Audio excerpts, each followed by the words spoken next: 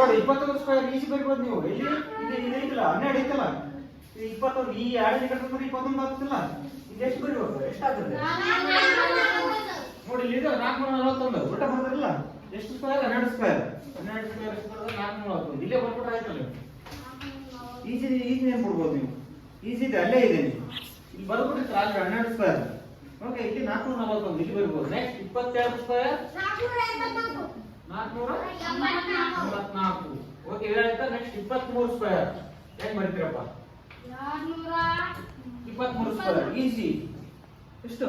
ಇಲ್ಲಿ 5 4 4 ಆಯ್ತಾ? ಇಲ್ಲ 5 500. ಇಲ್ಲಿ 3 2 ಎಷ್ಟು? 5 3 2 ಎಷ್ಟು?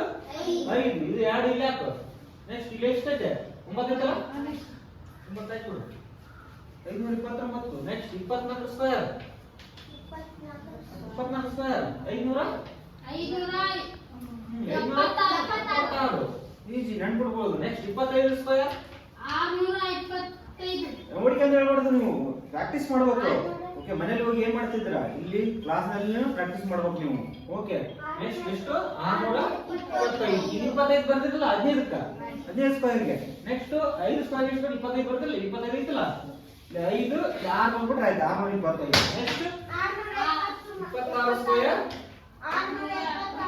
676. Next 27 square 27 square 7. ಇಲ್ಲಿ 6 ಐತಲ್ಲ, ಇಲ್ಲಿ 4 4. ಓಕೆ, 5 5 7 ಇದು 6 6. ನೆಕ್ಸ್ಟ್ 7 ಬರ್ತಲ್ಲ, 700 ಎಷ್ಟು? 729. Next 28 square 784. 780. Next 29 square 841. Easy. ಇಲ್ಲಿ 84 ಐತಿಲ್ಲ, 841.